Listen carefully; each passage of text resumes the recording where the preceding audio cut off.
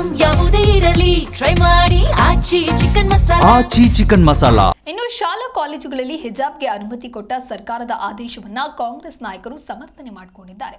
ಯಾರು ಏನ್ ಹೇಳಿದ್ದಾರೆ ಬನ್ನಿ ನೋಡೋಣ.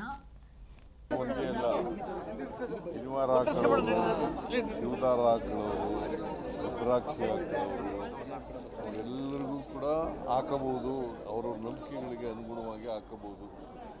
ಅಪ್ ಟು 12th ಸ್ಟ್ಯಾಂಡರ್ಡ್ ಅವರಿಗೆ, ಅದು ಹೈಸ್ಕೂಲ್ ಇರಲಿ, ಕಾಲೇಜ್ ಇರಲಿ, ಪ್ರೈಮರಿ ಸ್ಕೂಲ್ ಇರಲಿ, ಎಲ್ಲ ಸಂವಿಧಾನದಲ್ಲಿ ಏನು ಅವಕಾಶ ಮಾಡಿಕೊಟ್ಟಿದ್ದಾರೆ ಅದನ್ನೇ ನಾವು ಪುನರುಚ್ಚರಿಸಿದ್ದೀವಿ.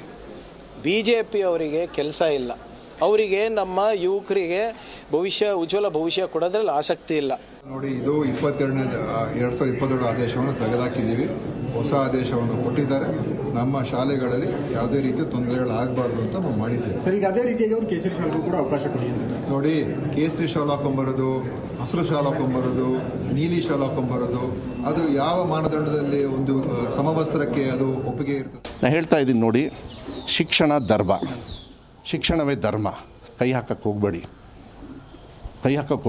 ಶಿಕ್ಷಣವನ್ನು ಅದು ಇಂಡಿಪೆಂಡೆಂಟ್ ಆಗಿಬಿಡಿ. ನೀವು ಹೋರಾಟ ಮಾಡೋದನ್ನ ಅಲ್ಲಿ ನೀಟಲ್ಲಿ ಸಿಕ್ಕಾಕೊಂಡಿದ್ದಾರಲ್ಲ ಕಳ್ಳರು, ಅವ್ರನ್ನ ಹಿಡೀರಿ ಅಂತ ಹೇಳಲಿಕ್ಕೆ ಇಷ್ಟಪಡ್ತೀನಿ. ನಾನು ಇಷ್ಟೇ ಹೇಳೋದು, ಈ ಆರ್ಡರ್ನ ಏನಿದೆ ಅದು ಮಕ್ಕಳ ಹಿತದೃಷ್ಟಿಯಿಂದ ಮಾಡಿದ್ದು.